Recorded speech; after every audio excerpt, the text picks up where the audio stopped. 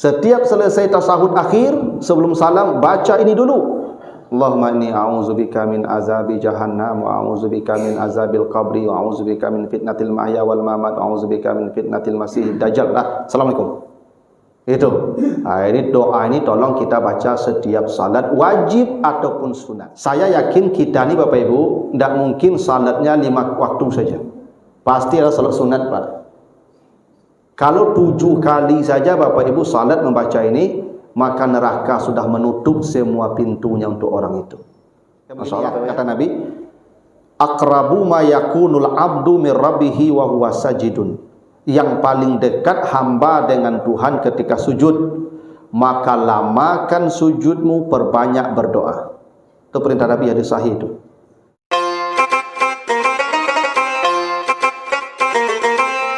Nah, kita lanjutkan hadis dari Ibnu Umar, hadis riwayat Muslim. Anna Rasulullah sallallahu alaihi wasallam iza qa'ada lit-tasyahhud wada'a yadahul yusra ala rukbatil yusra wal yumna alal yumna wa aqada salasan wa khamsin wa asyara bi isbi'ihi as-sababah.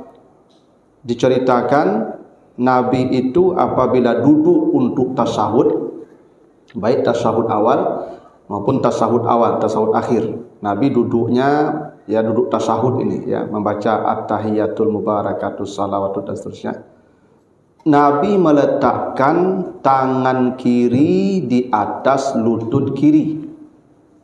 Jadi jari-jari tangan kita ini itu pas ya setentang lutut. Ya, jadi jari tangan ini diletakkan di atas lutut. Jadi jangan memegang lutut. Ya, jangan Bapak Ibu ya duduk ya tasyahud itu tangan itu memegang tempurung lutut, enggak, tapi jari-jari itu setentang dengan lutut. Jangan pula di atas paha. Ya. Jadi ujung jari ini setentang dengan lutut. Ya, kalau Bapak Ibu duduk di sini, di sini dua tangannya tuh. Setentang lutut ya. Jangan di sini. Ini duduk tahiyat nih, jangan pula di sini. Tapi ujung jari setentang lutut. Ya. Lalu yang kanan di atas lutut kanan. Sama seperti tadi. Lalu Nabi membuat formasi jari 35. 35 itu ini 5, lalu yang 3 dilipat. Lalu dikunci dengan ya jari telunjuk. Ini tetap di atas lutut. Mohon maaf ya. Jadi ini tetap di atas lutut. Di sini. Jangan begini. Ada juga orang tasawuf begini, Pak. Ya, begini. Gitu. Ya. Jadi jarinya tetap ya ke bawah seperti begini. Karena jangan dibeginikan, Pak. Nanti kalau beginikan nanti mengangkatnya gimana tuh, Pak? Susah tuh. Kalau ini kan angkat dan tuh. Lalu Nabi memberi isyarat dengan telunjuk. Memang dikatakan wa asyara bi isbi'ihi sababah. Nabi itu memberi isyarat dengan telunjuk. Ini kalau lututnya di sini, ini jarinya di sini, dan Nabi kasih isyarat. Dan ini isyarat namanya. Dan tidak disebutkan isyarat itu seperti apa. Yang jelas dikatakan Nabi memberi isyarat dengan telunjuk. Tidak ada penjelasan yang rinci tentang bentuk isyarat itu. Karena itu ijtihad semua. Ada yang isyaratnya itu asyhadu an la ilaha illallah, isyaratnya gitu. Dan tidak turun-turun lagi. Sampai sudah tagak saya. Itu tidak apa-apa. Kan sudah kasih isyarat namanya itu. Ada yang dalam mazhab Syafi'i asyhadu an la ilaha illallah wa asyhadu anna Muhammadar Rasulullah. Turun. Segitu saja naiknya isyaratnya. Ada yang dari awal naik tidak turun-turun loh. Nak apa-apa juga boleh. Ada juga yang menokok-nokokan, begini dari mulai awal sampai akhir begini. Ya tidak apa-apa juga. Ada yang putar-putar bagi itu namanya ijtihad, boleh. Kalau saya lebih memilih pendapat dalam mazhab Syafi'i, sekali saja syahadu la ilaha illallah syahadu anna Muhammad Rasulullah turun. Sebab kalau begini-begini nanti orang yang di samping tu mencari ketunjuk awak tu. Ya Pak. Iya. Apalagi ibu-ibu di balik okena menggarik-garik pada itu. Tentu orang di samping yang cari laku aja itu. Akhirnya mengganggu kawan sebelah juga. Iya. Kita beribadah nih kadang-kadang kenyamanan orang di dekat kita dipikirkan juga. Makanya saya lebih memilih pendapat yang sekali saja lalu turun. Itu lebih moderat lah, lebih tengah. Ya, yang penting ada isyarat. Dan dalam beberapa penjelasan fikih disebutkan ketika tangan kita memberi isyarat itu, maka mata kita melihat ke ujung jari itu. Syahadu la ilaha illallah, maka dipandang ujung jari itu. Baru turun kita ke tempat sujud kembali. Kan mata kita ke tempat sujud kan? Waktu isyarat tegak itu mata kita diarahkan ke telunjuk itu. Ya, begitu keterangannya. Tapi yang pasti hadisnya seperti tadi saja. Nabi meletakkan tangan kiri di atas lutut kiri, tangan kanan di atas lutut kanan, membuat formasi 35, lalu Nabi kasih isyarat dengan telunjuk. Segitu saja. Rinciannya tidak ada lagi dalam hadis, semuanya sifatnya ijtihadi, boleh diikuti mana kira-kira Bapak Ibu yang nyaman. Ya, itu boleh. Ya, kalau memang nyaman berputar-putar ya silahkan saja. Tidak apa-apa, tidak salah juga. Ya. Lalu hadis dari Abdullah bin Mas'ud, hadis Bukhari Muslim. Iza shalla ahadukum faqul at-tahiyatu lillah was-salawatu wat-tayyibatu wassalamu alayka ayyuhan nabiyyu wa rahmatullahi wa barakatuh. Assalamu alayna wa ala ibadillahis salihin. Asyhadu an la ilaha illallah wahdahu la syarikalah wa asyhadu anna Muhammadan abduhu wa rasuluh. Ini yang disebut dengan bacaan tahiyat ya. Tahiyat. Ini satu versi dan ini hadis sahih Bukhari Muslim, muttafaq alaih. Cuman kita tidak biasa baca ini. Pada bacaan tahiyat itu dalam hadis ini at-tahiyatu lillah, at-tahiyatu lillah, wassalawatu wattayyibatu, assalamu alayka ayyuhan nabiyyu wa rahmatullah wa barakatuh, assalamu alayna wa ala ibadillahis salihin, asyhadu an la ilaha illallah wahdahu la syarikalah wa asyhadu anna Muhammadan abduhu wa rasuluh. Baru selawat. Ini bacaan tahiyat. Sebenarnya ini yang paling kuat dalilnya. Cuman kita tidak biasa diajarkan yang ini. Ya. Padahal ini bacaan yang paling kuat, ya, hadis sahih Bukhari Muslim. Ya, at-tahiyatu lillah dan seterusnya. Nah, cuman yang biasa kita baca itu hadis Muslim. Jadi kalau yang tadi itu hadis Bukhari Muslim yang muttafaq alaih. Yang biasa kita baca dalam hadis Muslim itu hadis dari Ibnu Abbas. Nabi itu kalau tahiyat mengajarkan kepada kami bacaan tasyahudnya at-tahiyatul mubarakatus salawatut tayyibatu lillah dan seterusnya. Jadi dua versi bacaan Ibu ya. Jadi bacaan tahiyat itu ya, tasyahud itu ada dua. Yang tadi itu yang paling kuat sebenarnya karena hadis yang muttafaq alaih. Yang biasa kita baca ini itu hadisnya sebenarnya di bawah itu karena riwayat Muslim saja. Cuman kita dari dulu diajarkan yang ini. Tidak pernah kita diajarkan bacaan yang tadi at-tahiyatu lillah wassalawatu wattayyibatu dan seterusnya. Nah, cuman kalau kita ubah begini ya nanti akan sulit. Apalagi udah tua-tua kok Pak. Payah membiasakannya. Ya.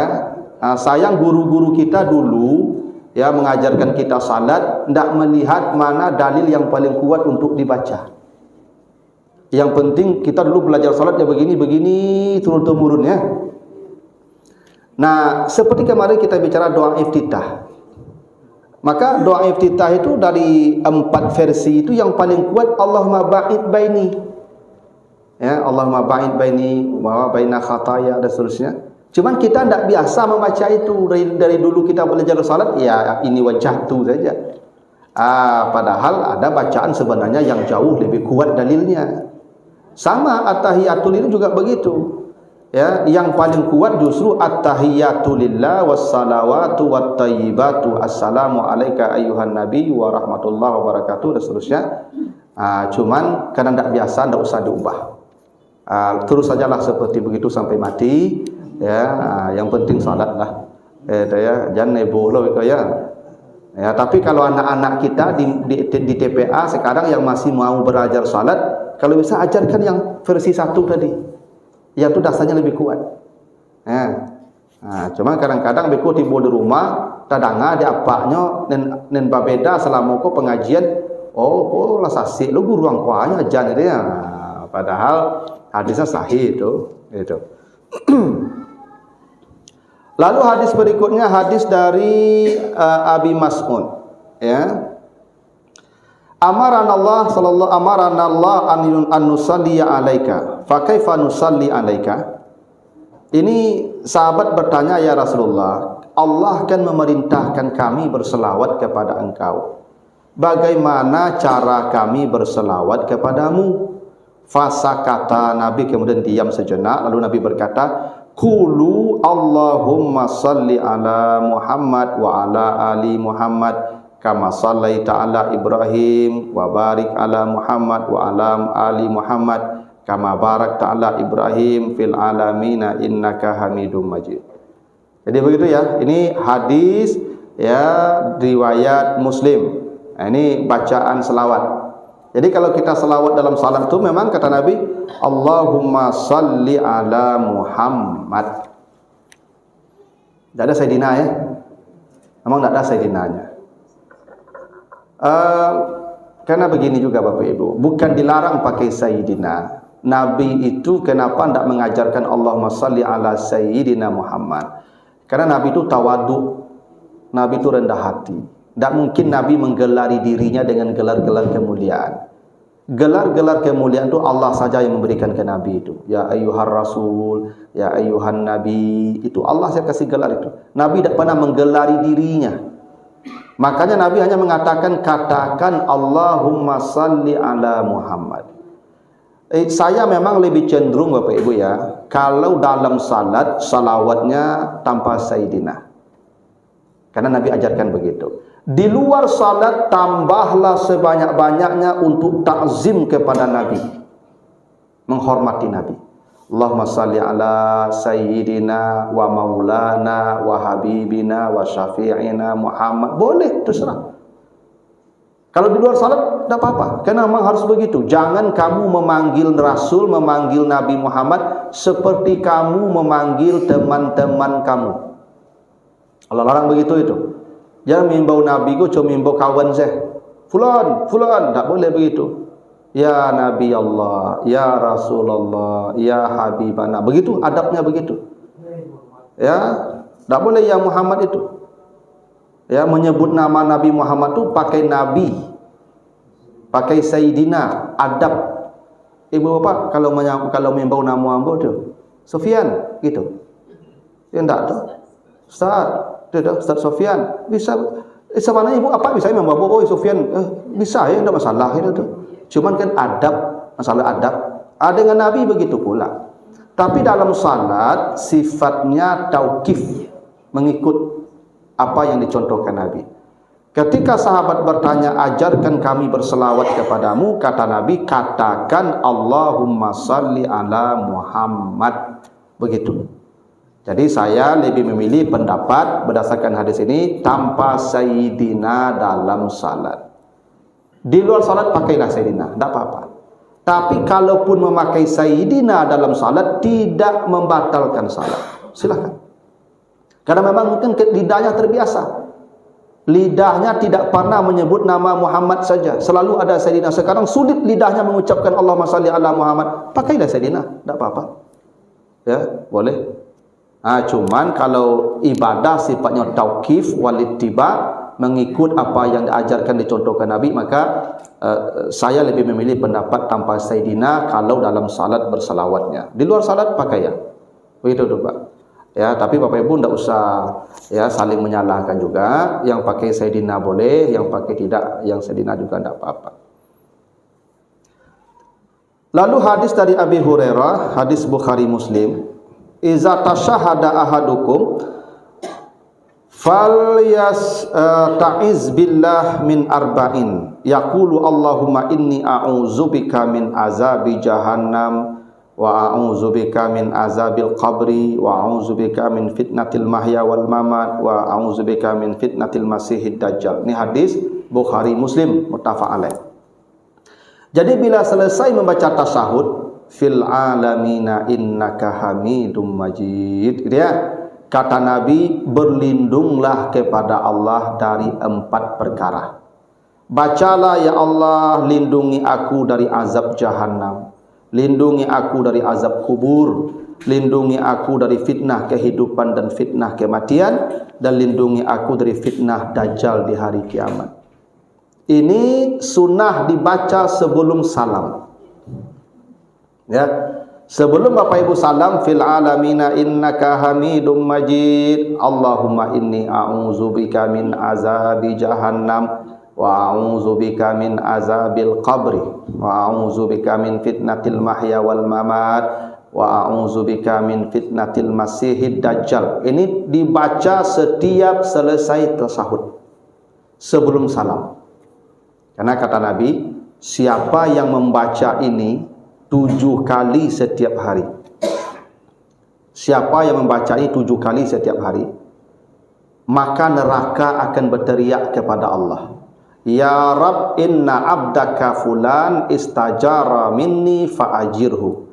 Ya Tuhan, si fulan, hambamu si fulan, dia meminta jauh dari aku, maka tolong tutup semua pintuku untuk dia. Itu neraka yang meminta kepada Allah agar pintunya ditutup untuk orang itu, yang membaca 7 kali setiap hari, Allahumma inni a'udzubika min azabi jahannam wa a'udzubika min azabil qabri. Jadi kalau 7 kali dalam salat, 5 itu. Yang 2 terserahlah. Kan Bapak pasti salat sunat kan? Setiap salat sunat juga baca. Ya.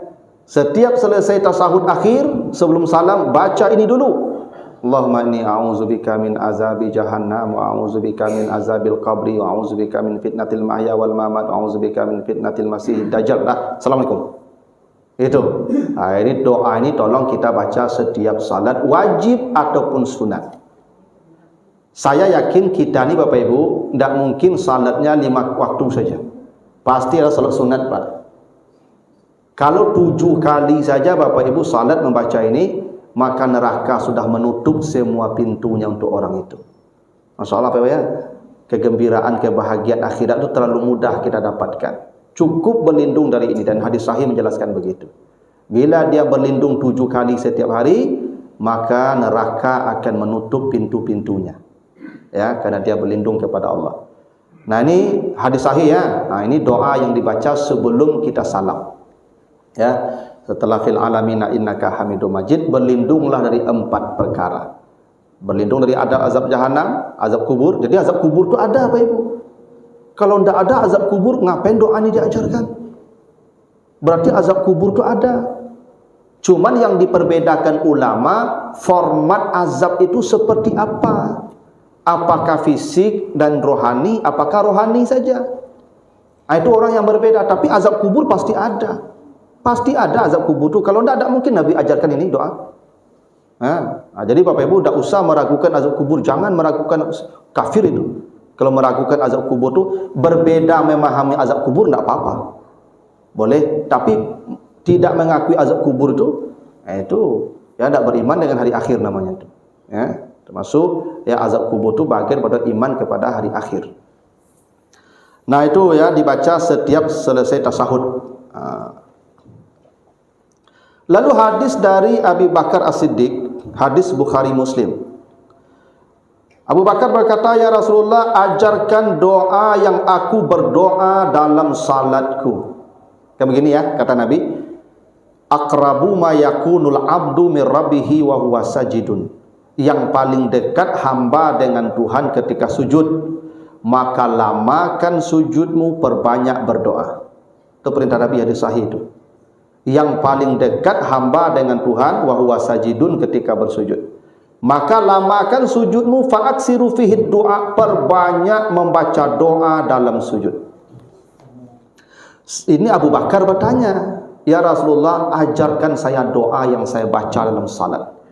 Maka kata Nabi, kul, bacalah, Allahumma inni zalamtu nafsi zulman kasiran wa la yaghfiru dzunuba illa anta faghfirli maghfiratan min indika warhamni innaka antal ghafurur rahim. Ya Allah, saya telah berbuat zalim kepada diri saya dengan kezaliman yang banyak. Dosa saya terlalu banyak setiap hari. Tidak ada yang bisa mengampuni dosa kecuali Engkau. Maka ampunilah saya, ampunan yang langsung dari sisi Engkau, dan gantilah dosa saya dengan rahmat-Mu. Ya, sesungguhnya Engkau Maha Pengampun lagi Maha Penyayang. Jadi kalau Bapak Ibu ingin berdoa dalam sujud, ini doanya. Ini doanya. Allahumma inni zalamtu nafsi zulman kasiran wa la yaghfiru dzunuba illa anta faghfirli ya maghfiratan min indika warhamni ya innaka antal ghafurur rahim. Atau doanya boleh dalam Al-Quran, Rabbana zalamna anfusana wa illam taghfir lana wa tarhamna lanakunanna minal khasirin. Kita bukan membaca Al-Quran dalam sujud, tidak, berdoa dengan kalamullah. Itu boleh.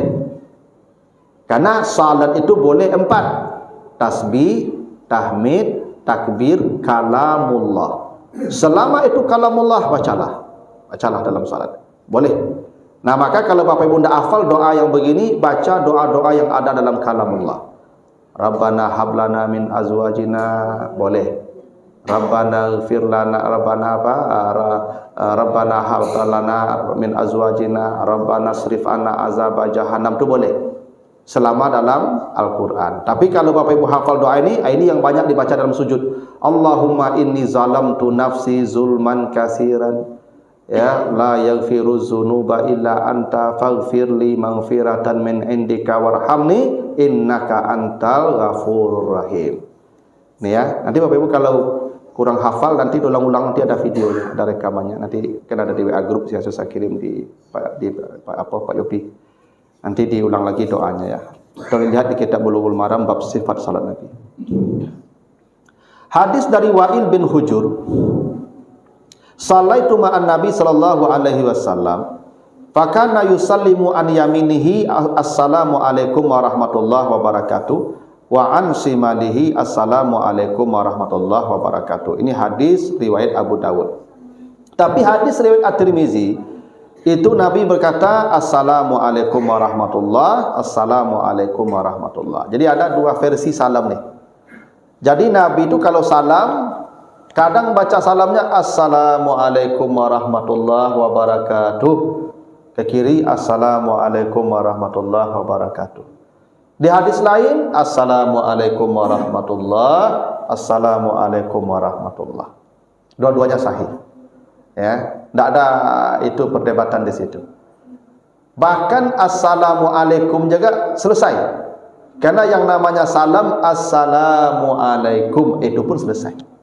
Itu kenapa dalam aturan salat berjamaah masbuk kalau ingin berdiri menyempurnakan salatnya yang tertinggal, begitu imam membaca assalamualaikum sampai mimnya dia sudah boleh berdiri. Berarti dia sudah selesai salat imam namanya.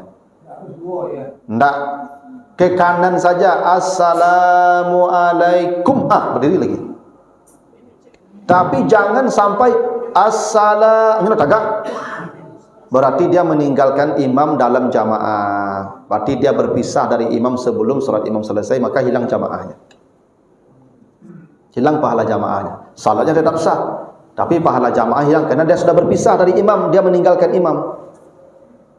Yang benar itu assalamualaikum baru berdiri. Yang paling afdal sampai salam kedua. Assalamualaikum warahmatullah, Assalamualaikum warahmatullah, baru berdiri. Karena sudah sempurna imam selesai namanya itu. Ya, sudah sempurna salatnya itu. Tapi yang tadi sudah selesai, tapi belum sempurna. Yang paling afdal tu biarkan imam sempurna selesainya. Ibarat oto, Pak. Memang lapat naik rem tangan, Pak. Tegak lagi. Ikut rem kaki baru juga naik, Pak. Itu ya gitu ya. Harusnya kita turun itu kalau rem tangan sudah diangkat. Alat diangkat rem tangan berartilah sempurna berdiri namanya itu. Turun lagi. Tapi kalaupun rem kaki baru dipijaknya melompat, Pak. Mungkin penumpang kau dah gagih-gagih, Pak. Anda ya lah. Sah nama tu. Yang tak boleh alun direm lah, Pak. Jangan melompat, Pak. Itu amu lah tu. Makanya tunggu mimnya dulu. Assalamualaikum. Ada apa? Nah, karena salam itu minimal sampai assalamualaikum. Tapi dalam hadis ini Nabi kadang membaca sampai wabarakatuh, kadang sampai warahmatullah. Assalamualaikum warahmatullah. Itu boleh. Ya, dua-duanya boleh, tidak ada masalah. Itu tentang salam, dan memang melihat kanan kiri. Yang sunnah begitu, ke kanan dan ke kiri.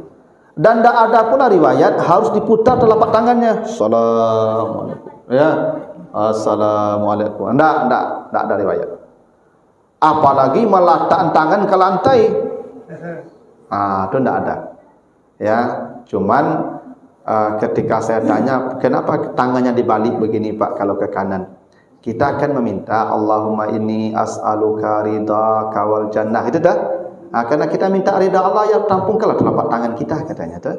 Yang begini, kita akan berlindung. Wa na'udzubika min sakhatika wan nar. Karena kita berlindung, tutup. Kira-kira begitu. Tapi itu kan apa, Pak? Pendapat itu, tidak ada dalilnya itu. Termasuk yang menyapu tangan ke lantai itu. Bertanya tu, Pak, kok basapun tangan ke lantai, Pak? Dulu Nabi Ayub salat begitu. Jadi Nabi Ayub tu dulu ketika sujud berjatuhan ulat-ulat di badannya. Maka ketika salam diambilnya kembali ulat tu, makan lagi. Begitu tu. Tu Nabi Daud, Nabi Ayub begitu. Ya, Nabi Daud itu sabar sekali. Ya, dia tu ni'mal abdu. Inna wajadnahu sabiran ni'mal abdu. Innahu awwab. Nabi Ayub itu manusia yang paling sabar, kata Allah. Dan paling ahli ibadah, paling sabar, paling ahli ibadah. Hingga ketika ulat-ulat berjatuhan pun, ulat itu pun ditaruh lagi di badannya. Silakan mencicipi badan saya. Ya, makanlah karena ini rezekimu dari Allah.